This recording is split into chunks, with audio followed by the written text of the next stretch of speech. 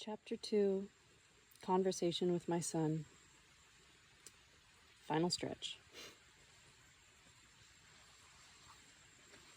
I looked up and saw that the needles of all the surrounding cedar trees had also started glowing with the same faint bluish light.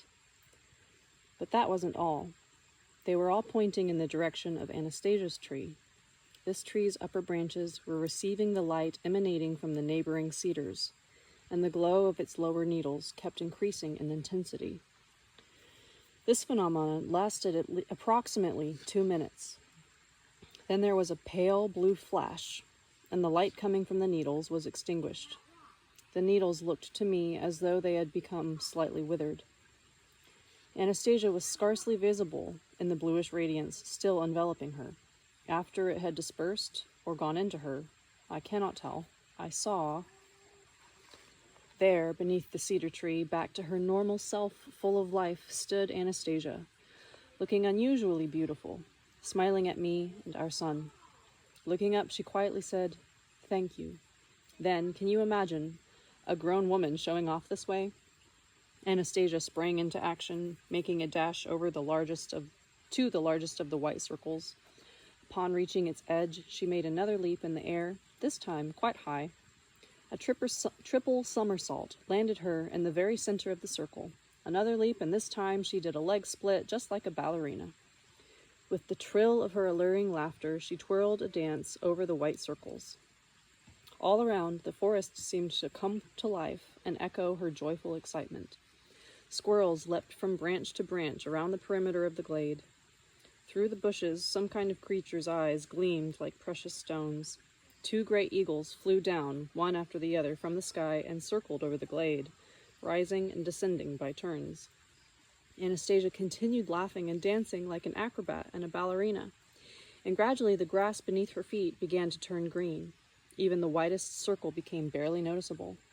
My heart kept feeling lighter and lighter from her dancing, her laughter, and everything around.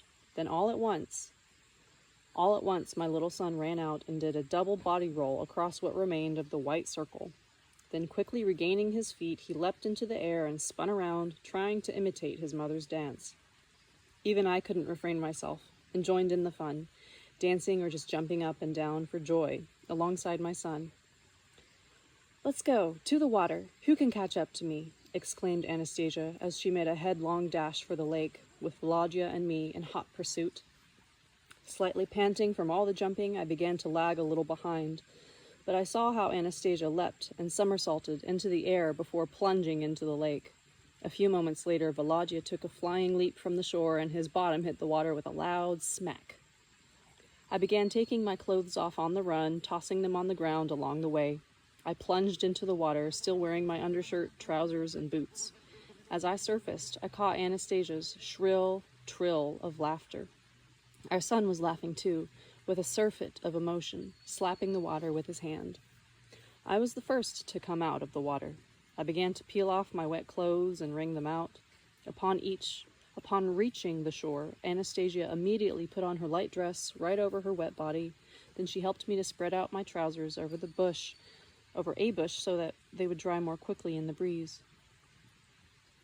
I fetched a track suit from my backpack and put it on. Anastasia stood beside me. Her dress was already dry.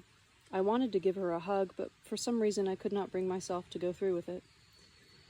She came up very close to me, and I could feel the warmth emanating from her. I felt as though I wanted to say something nice to her, but nothing came to mind. All I could muster was, "Thank you, Anastasia."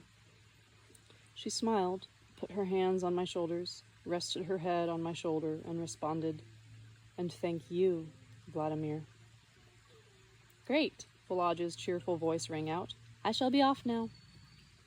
"And where are you off to?" Anastasia inquired.